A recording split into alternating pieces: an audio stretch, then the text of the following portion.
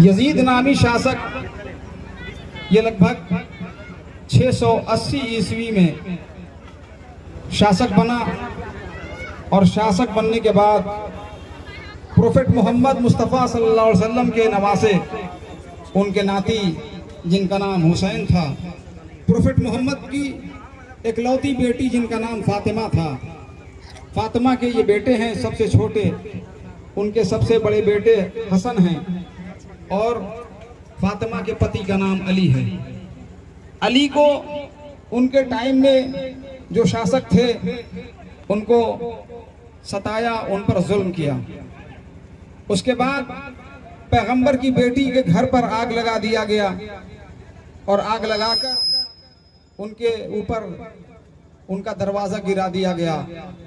उनके पेट में बच्चा था, उसको भी मृत कर दिया, उसकी शहादत कर दी।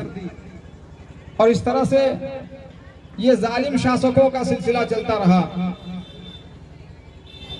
आखिर में जब यजीद नामी शासक बना तो उसने हुसैन अलैहिस्सलाम को कहा कि आप मेरा समर्थन कीजिए, नहीं तो हम आपको मार देंगे, आपका घर उजाड़ देंगे, आपके बच्चों को मार देंगे। आप खुद बताइए कि दुनिया में कौन ऐसा इंसान है, कौन ऐसा आदमी है, कौन ऐसा मनुष्य है कि जो किसी जालिम, जाबिर और हिंसाकारी इंसान की सपोर्ट करे। कोई किसी क्रिमिनल का सपोर्ट नहीं करता है दुनिया में, चाहे कितना बड़ा कोई क्रिमिनल हो, उसका सपोर्ट कोई नहीं करता। इसलिए इंसान इंसानियत के साथ जीना चाहता है, शराफत से जीना चाहता है। और अगर कोई क्रिमिनल अपने सपोर्ट के लिए किसी का घर उजाड़ दे तो पूरी दुनिया उसको कहती कि जहन्नमी है, ये नरक में जाएगा और ये नरक का रहने वाला है। यही हम बताने के लिए रोड पर आते हैं कि यजीद नरक में जाने वाला इंसान था, जो शराब पीता था, औरतों की इज्जत नहीं करता था, न अपनी माँ बहन की इज्जत करता था और न किसी की इज्जत करता था। उसने कहा हुसैन आप मेरा समर्थन दीजिए, आप हमको समर्थन दीजिए, यानी उसको उर्दू वर्ड में, अरबी वर्ड में बैत कहते हैं।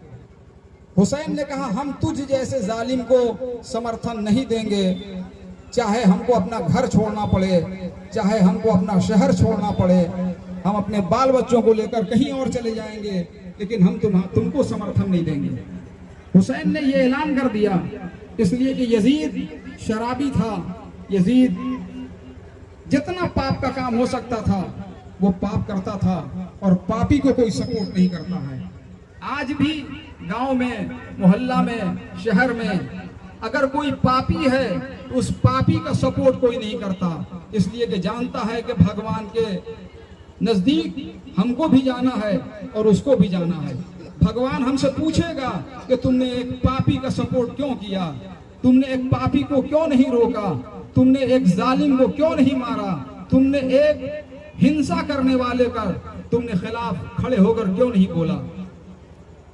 अल्लाह का दीन जिसको इस्लाम कहते हैं, इस्लाम यही चाहता है कि जुल्म के खिलाफ बोलो, जुल्म के खिलाफ बोलो, किसी को जुल्म नहीं करने दो और न किसी पर जुल्म होने दो।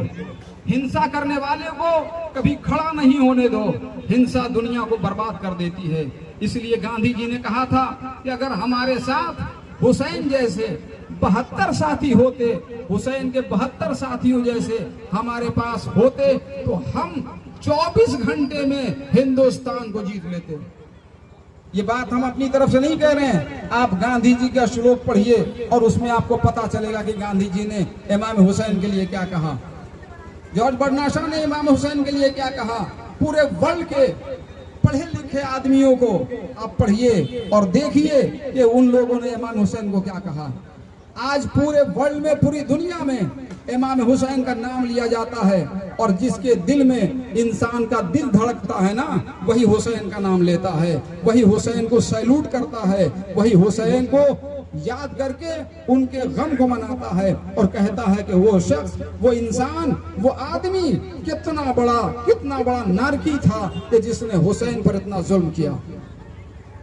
इमाम हुसैन रसूलुल्लाह के नवासे तकरीबन 680 ईस्वी में उन्होंने मदीना छोड़ा यजीद के जुल्म पर, यजीद के हिंसा करने पर इमाम ने मदीना अपना घर बार छोड़ दिया और छोड़कर आप मक्का चले आए। मक्का से भी आप लोग जानते हैं कि मक्का क्या है, जहां खाने काबा है, वहां चले आए। वहां भी यजीद ने 3000 के ऊपर अपने फौजी भेजे और कह दिया कि हुसैन को मार दो। इसलिए इमाम हुसैन ने मक्का छोड़ा और मक्का छोड़कर आप कूफे के लिए चले, जहां से 5500 खत आए थे सिर्फ इमाम हुसैन के पास, लेटर भेजे गए थे कि आप हमारे यहाँ चले आइए। लेकिन यजीद का एक फौज का टुकड़ा जिसकी सरबराही, जिसका कमांडर था हुर, उसने आकर इमाम हुसैन को रोका और रोकने के बाद कहा कि आपको यजीद के पास चलना होगा, आपको यजीद की बैत करनी होगी। इमाम हुसैन ने, देखिए हिंदुस्तान वालों, तुमको हुसैन ने याद किया है, किसी मजहब की बात नहीं है, किसी धर्म की बात नहीं है। हुसैन ने कहा हमको हिंदुस्तान चले जाने दो, हम हिंदुस्तान अपनी फैमिली को लेकर चले जाएंगे, लेकिन नहीं जाने दिया और घेर कर करबला की जमीन पर ले आया। आज जहां इमाम हुसैन का रोजा बना हुआ है, जहां आपकी आस्था बनी हुई है, वहां के लोग आज भी इमाम हुसैन को याद करते हैं। और वहीं के नहीं बल्कि पूरे वर्ल्ड में आज भी आवाज आ रही है, लब्बैक या हुसैन, लब्बैक या हुसैन की। इसलिए हम ये जुलूस निकाल कर बताते हैं हर इंसान को कि देखो हुसैन क्या है और ये मुहर्रम क्या है। हम ये नौहा पढ़ते हैं, मातम करते हैं उन्हीं की याद में कि मेरे मौला, मेरे रहबर, मेरे लीडर, अगर हम होते करबला में तो हम अपनी जान आप पर कुर्बान कर देते।